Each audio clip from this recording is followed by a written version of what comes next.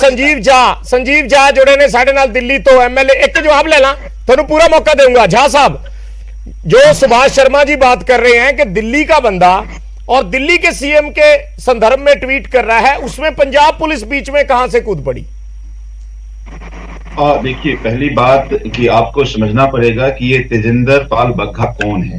तेजिंदर पाल बग्गा एक habitual offender है। आपको याद होगा कि 2011 में दिल्ली के हाई कोर्ट में घुस करके एक वकील को सरेआम पिटाई करी थी। ऐसे दर्जनों केस उन पे, दर्जनों FIR उस पे हैं। अब रही पंजाब में एक व्यक्ति का शिकायत कंप्लेन होती है, उस पर पुलिस FIR करता है।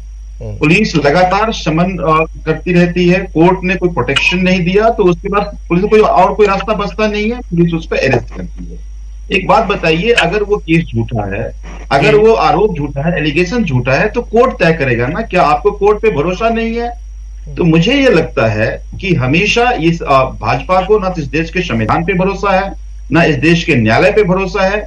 ये एक पैरेलल कोर्ट चलाना चाहते हैं, एक तानाशाह की तरह इस देश में, जैसे तो नक्सली कोर्ट चलाते हैं, आपने कोर्ट का रुख नहीं किया, कोर्ट चलता है, आपने कोर्ट का रुख नहीं किया। पैरेलल कोर्ट चलाना चाहते हैं और सड़क पे बातों को तय करना चाहते हैं कि क्या सही है क्या गलत है। अगर मैं बार बार कह रहा हूं कि अगर मान लीजिए ये FIR गलत है, अगर मान लीजिए कि गलत तरीके से इनको डिटेन किया गया है, अगर गलत तरीके से इनको अरेस्ट किया गया, तो कोर्ट है ना, कोर्ट में अपनी बात रखते हैं आप। जिस तरह से आपने ड्रामा किया, आज इस देश के संविधान का आपने मजाक उड़ाया है, इस देश के रूल प्रोसीजर का मजाक उड़ाया है, और आपने एक पैरेलल कोर्ट बना करके सड़क पे आपने ये तय कर दिया कि आपको इस देश के संविधान पे और इस देश के न्यायालय पे आपका भरोसा नहीं। आरपी सिंह जी तो जवाब ले लेने। आरपी सिंह जी, जो तर्क झा साहब दे रहे वो कहते कोर्ट ते भरोसा नहीं है, कोर्ट का रुख कर दे। आरपी सिंह जी, जिथे तुम शुरू किया सी उत्थे मैं वापस आना चाहता। तुम शुरू किया कि अज बग्गा का इशू वड्डा हो गया, क्यों हो गया, उत्ते गल समझिए। कल खालिस्तान दे लोग फड़े जाते हैं, खालिस्तान समर्थक कुछ लोग फड़े जाते हैं करनाल जी, उन्हों की रूट्स फड़िया जाती ने फिरोजपुर, उन्होंने सारा जरा मामला फिरोजपुर जाता है जी। अगर अज ये तेजिंदर बग्गा वाला मामला नहीं चला, जरा इलीगल अनऑथराइज किडनैपिंग की सरकार ने, जी किडनैपिंग की पंजाब पुलिस ने, अगर इन्ना कर दे तो आज फोकस की होना सी कि जो खालिस्तान का इशू है पंजाब में, कितना खालिस्तानी या खालिस्तानी एलीमेंट्स कितना वापस अपना पैर पसारने ने, कितना पटियाले जो घटना हुई खालिस्तान जिंदाबाद के नारे लगे, कितना मलेरकोटले DC ऑफिस के बाहर या DC ऑफिस के प्रमिसिस उत्थे खालिस्तान का झंडा लहराता गया, उत्थे एक प्ले कार्ड लाता गया, वो अज और जुड़ता है फिरोजपुर के नाल। एक इशू है होना सी। दूजा इशू होना सी जरा केजरीवाल ने दिल्ली च अपनी कई गल मोड़ ली कि मैं बिजली फ्री करांगा, वो बिजली फ्री हुन रही नहीं। आज सारा इशू होना सी, पर आज इशू की हो गया kidnapping of Tejinder Pal Singh Bagga.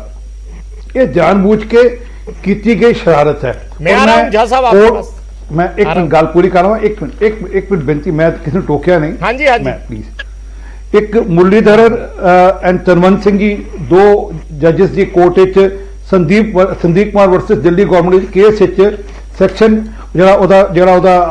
Court का ऑर्डर है, वह पैरा 15, 5 और 6 की कहता है कि किसी पुलिस ने अगर किसी बाहर के स्टेट जाके अरेस्ट करना होगा तो उन्होंने पहले उत्थे लोकल थाने जाके इन्फॉर्मेशन देनी पेगी और उत्थों लोकल थाने की मदद लैके उन्होंने अरेस्ट करना पेगा।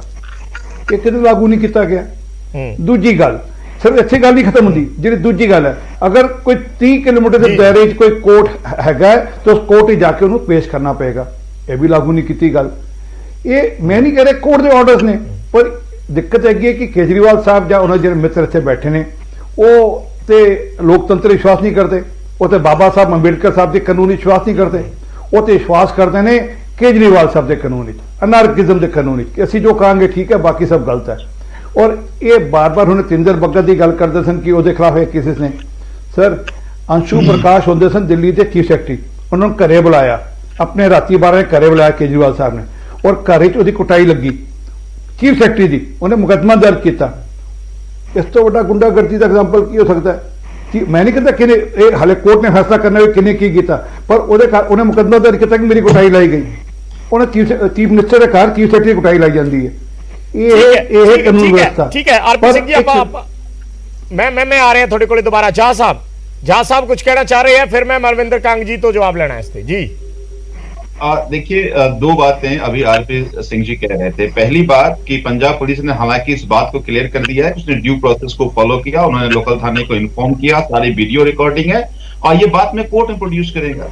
मेरा जो पहला सवाल, जो इंपॉर्टेंट सवाल था कि क्या इनको कानून पे भरोसा है कि नहीं, क्या इनको न्यायालय पे भरोसा है कि नहीं, और जिस बात की दुहाई आज ये दे रहे हैं, ये भूल रहे हैं कि दिल्ली के चुने हुए एमएलए के खिलाफ भाजपाइयों ने 140 एफआईआर कराए हैं।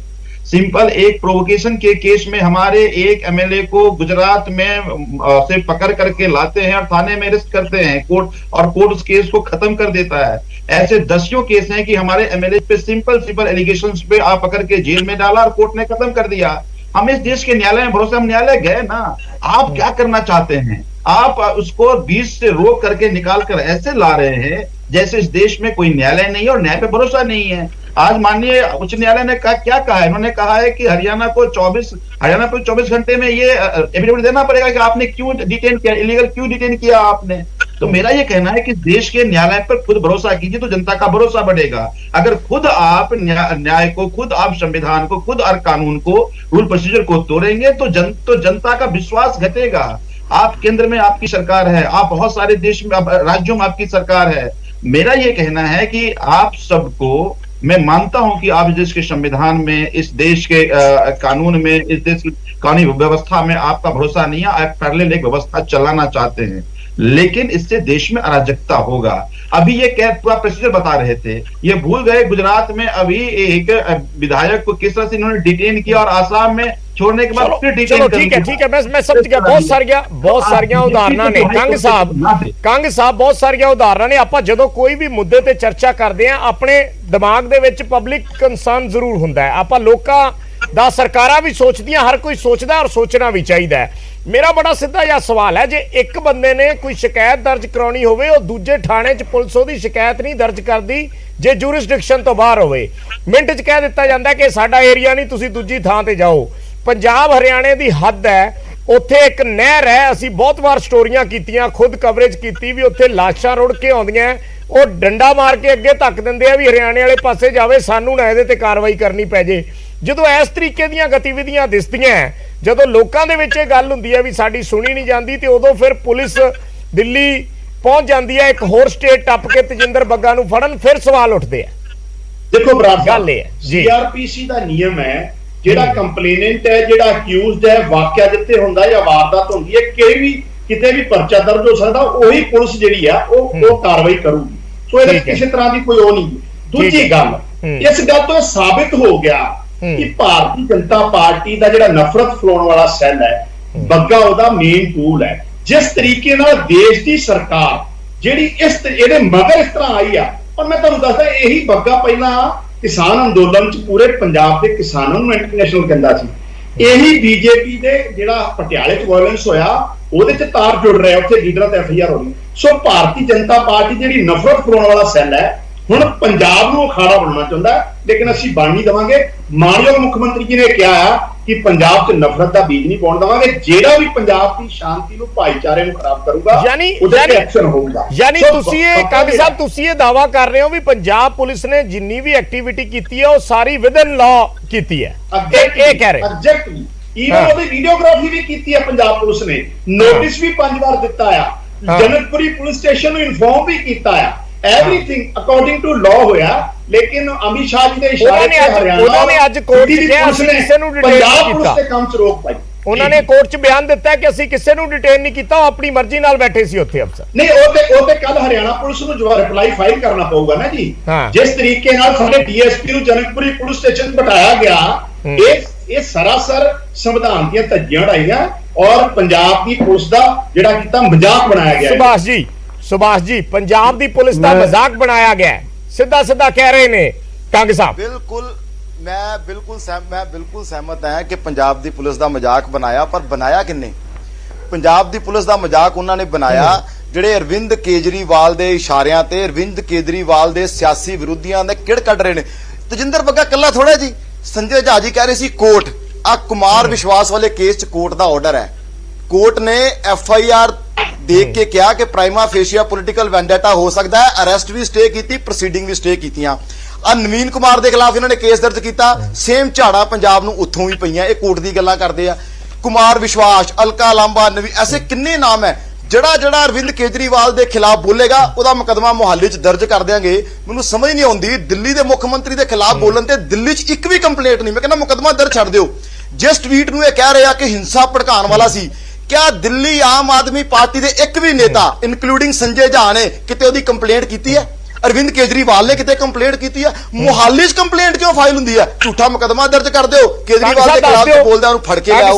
ਪੰਜਾਬ ਪੁਲਿਸ ਕਿਸ ਕੰਮ ਚਲਾਈ ਹੋਈ ਹੈ? ਨਹੀਂ, ਮੈਂ ਸੰਜੇ ਝਾ ਜੀ ਦੇ ਖੋਰ ਜਵਾਬ ਦਿੰਦਾ। ਪੁੱਛ ਲਈਏ। ਉਹ ਕਹਿ ਰਹੇ ਸੀ, ਇਹ ਕਹਿ ਰਹੇ ਪ੍ਰੋਸੀਜਰ ਫੋਲੋ ਕੀਤਾ। ਵਿਜੇ ਜੀ ਇੱਕ ਮਿੰਟ, ਮੈਂ ਇਹਨਾਂ ਨੂੰ ਦੱਸ ਦਿਆਂ ਪ੍ਰੋਸੀਜਰ ਕਿਹੜੇ ਕੀ ਹੈ। ਸੁਪਰੀਮ ਕੋਰਟ ਦੀਆਂ ਗਾਈਡਲਾਈਨਸ ਦੇ ਅਨੁਸਾਰ ਪ੍ਰੋਸੀਜਰ ਕੀ ਹੈ।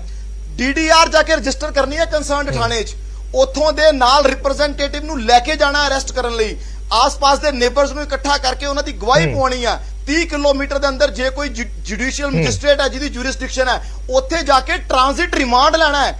ਇਹਦੀ ਛੋਟ ਸਿਰਫ ਤਾਂ ਦੀ ਕਿ ਟੈਰਰਿਸਟ ਨੂੰ ਫੜਨਾ ਤੇ ਛੋਟ ਹੈ। ਕਿਆ ਟ੍ਰਾਂਜ਼ਿਟ ਰਿਮਾਂਡ ਲਿਆ?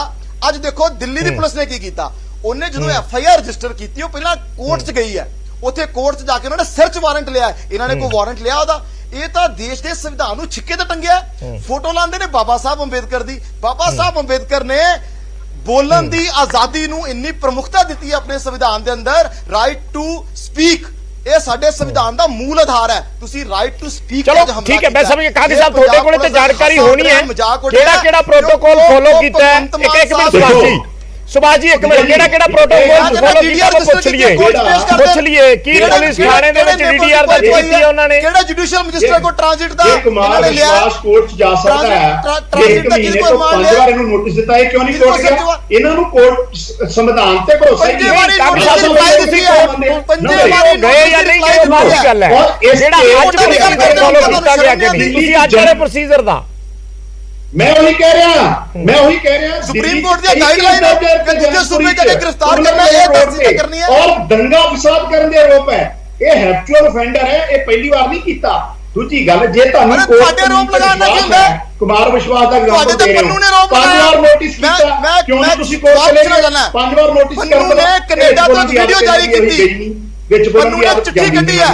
$1 ਆਮ ਆਦਮੀ ਪਾਰਟੀ ਨੂੰ ਖਾਲਿਸਤਾਨੀਆਂ ਨੇ ਫੰਡ ਦਿੱਤਾ।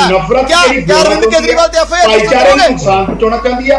ਬੀਜੇਪੀ ਦਾ ਇਹੀ ਅਸਲੀ ਚਿਹਰਾ ਹੈ ਕਿ ਭਾਈਚਾਰਿਆਂ ਨੂੰ ਲੜਾਓ, ਹਿੰਦੂ ਮੁਸਲਿਮ ਕਰਦੇ, ਹਿੰਦੂ ਸਿੱਖ ਕਰਨਾ ਚਾਹੁੰਦੇ। ਆਰਪੀ ਸਿੰਘ ਜੀ ਤੋਂ ਨਫ਼ਰਤ ਦੀ ਰਾਜਨੀਤੀ ਪੰਜਾਬ 'ਚ ਨਹੀਂ ਚੱਲੂਗੀ। ਆਰਪੀ ਸਿੰਘ ਜੀ, ਗੱਲ ਪ੍ਰੋਸੀਜਰ ਫੋਲੋ ਦੀ, ਚਲੋ ਮੈਂ ਜ਼ਿਆਦਾ ਗੱਲਾਂ 'ਚ ਨਹੀਂ ਉਲਝਣਾ ਚਾਹ ਰਿਹਾ ਕਿ ਇਹ ਕੀ ਹੈ, ਪਹਿਲਾਂ ਕੀ ਸੀ, ਪਹਿਲਾਂ ਕਿੰਨੇ ਕੇਸ ਸੀ। ਮੈਂ ਅੱਜ ਦੀ ਗੱਲ ਕਰਦਾ, ਫਿਰ ਮੈਂ ਚਾਹ ਸਾਹਿਬ ਤੋਂ ਜਵਾਬ ਲੈਣਾ ਹੈ। ਆਰਪੀ ਸਿੰਘ ਜੀ, ਪੰਜਾਬ ਪੁਲਿਸ ਕਹਿ ਰਹੀ ਹੈ ਅਸੀਂ ਪ੍ਰੋਸੀਜਰ ਫੋਲੋ ਕੀਤਾ ਹੈ, ਸਾਡੇ ਬੰਦੇ ਦਿੱਲੀ ਥਾਣੇ 'ਚ ਗਏ, ਉੱਥੇ ਡਿਟੇਨ ਕਰ ਲਏ ਗਏ। ਜੀ thank you.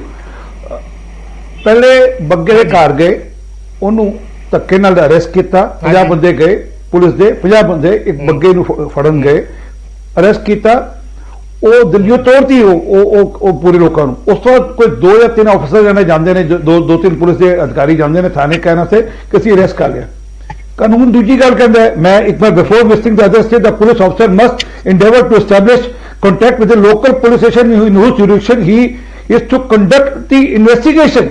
He must carry with him the translated copy of the complaint FIR and other documents in language of the state which is intended to visit. आगे चलिए, after reaching the decision, first of all, he should inform the concerned police station of the purpose of his visit to seek assistance and cooperation. The concerned SHO should render all legal assistance to him. Entry to this effect must be made at the said police station. ਇਹ ਕਰਨ ਤੋਂ ਬਾਅਦ ਥੋੜਾ ਹੋਏਗਾ ਜੀ, ਤੁਸੀਂ ਬੰਦੇ ਨੂੰ ਅਰੈਸਟ ਕਰ ਲਓ, ਉਸ ਤੋਂ ਬਾਅਦ ਥਾਣੇ ਆ ਗਏ ਜੀ। ਸਰ ਕੀ ਹੈ ਕਿ ਮੈਡਮ ਜਿਹੜੀ ਵਾਪਸ ਜਿਹੜੀ ਅਸਲੀ ਗੱਲ ਤੇ ਆਈ ਹੈ, ਔਰ ਕੰਗ ਸਾਹਿਬ ਤੁਸੀਂ ਬੜੇ ਸਿਆਣੇ ਆਦਮੀ ਹੋ, ਗੱਲ ਸਮਝੋ ਜੀ। ਖਾਲਿਸਤਾਨ ਦਾ ਇਸ਼ੂ ਡਿਵਰਟ ਕਰਨ ਵਾਸਤੇ ਅੱਜ ਪੰਜਾਬ ਵਿੱਚ ਸਾਰਾ ਦਿਨ ਖਾਲਿਸਤਾਨ ਦਾ ਇਸ਼ੂ ਚੱਲਣਾ ਸੀ, ਔਰ ਦਿੱਲੀ ਚੱਲਣਾ ਸੀ ਜਿਹੜਾ ਬਿਜਲੀ ਤੇ ਫ੍ਰੀ ਬਿਜਲੀ ਦੇਣ ਤੋਂ ਕੇਜਰੀਵਾਲ ਮੁੱਕਰ ਗਿਆ, ਉਹ ਇਸ਼ੂ ਚੱਲਣੇ ਸਨ।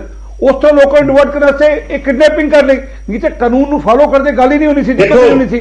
ਔਰ ਇੱਕ ਗੱਲ ਹੋਰ, ਇੱਕ ਮਿੰਟ ਰੁਕ ਜਾਓ ਸਰ, ਮੈਂ ਆਪਣੀ ਮੈਂ ਚੁੱਪ ਰਹਿੰਦਾ, ਗੱਲ ਸੁਣ ਲਓ जी। बग्गे ने ट्वीट की पाया वो भी सुन लो जी। उन्होंने कहा तुम्हें जीने नहीं देंगे जब तक कश्मीर के विषय पर माफी नहीं मांगोगे और हम धरना प्रदर्शन करते रहेंगे। सर धरना प्रदर्शन करना केड़ी बुराई है? ਇਹ ਕਹਿੰਦਾ ਕਿ ਅਸੀਂ ਤੁਹਾਨੂੰ ਧਰਨਾ ਪ੍ਰਦਰਸ਼ਨ ਕਰਕੇ ਤੰਗ ਕਰਦੇ ਰਹਾਂਗੇ, ਇਹਦੀ ਕਿਹੜਾ ਥ੍ਰੈਟ ਟੂ ਲਾਈਫ ਹੈ? ਪਹਿਲੀ ਗੱਲ। ਦੂਜੀ ਗੱਲ ਜਿਹੜਾ ਬੱਗੇ ਨੇ ਆਖੀ, ਔਰ ਮੈਂ ਕਹਿ ਰਿਹਾ ਬੱਗੇ ਵਾਲੀ ਗੱਲ, ਮੈਂ ਰਿਪੀਟ ਕਰ ਰਿਹਾ ਸਰ, ਬੱਗੇ ਵਾਲੀ ਗੱਲ ਮੈਂ ਰਿਪੀਟ ਕਰ ਰਿਹਾ, ਗੱਲ ਸੁਣੋ। ਮੈਂ ਕਹਿ ਰਿਹਾ ਕੇਜਰੀਵਾਲ ਨੇ ਕਿਹਾ ਸੀ ਕਿ ਮੇਰੇ ਕੋਲ ਜਿਹੜੇ ਲੋਕਾਂ ਨੇ ਗੁਰੂ ਗ੍ਰੰਥ ਸਾਹਿਬ ਦੀ ਬੇਇੱਜ਼ਤੀ ਕੀਤੀ ਹੈ, ਸੁਣ ਲਓ ਸਰ, ਮੈਂ ਟੋਕਿਆ ਨਹੀਂ ਕਿਸੇ ਨੂੰ। ਸ਼੍ਰੀ ਗੁਰੂ ਗ੍ਰੰਥ ਸਾਹਿਬ ਦੀ ਜਿਹਨਾਂ ਨੇ ਬੇਇੱਜ਼ਤੀ ਕੀਤੀ ਹੈ ਉਹਨਾਂ ਦੇ ਨਾਮ ਮੇਰੇ ਕੋਲ ਨੇ। ਮੈਂ ਆਵਾਂਗਾ 24 ਘੰਟੇ ਚ ਅਰੈਸਟ ਕਰਾਂਗਾ। ਅੱਜ 50 ਦਿਨ ਹੋ ਗਏ, ਮੈਂ ਕਹਿ ਰਿਹਾ ਕੇਜਰੀਵਾਲ ਸਾਹਿਬ ਕਦ ਅਰੈਸਟ ਕਰੋਗੇ? क्यों नहीं उन तक अरेस्ट किए? मैं हूं कह रहा जी, क्यों नहीं अरेस्ट किए उन तक?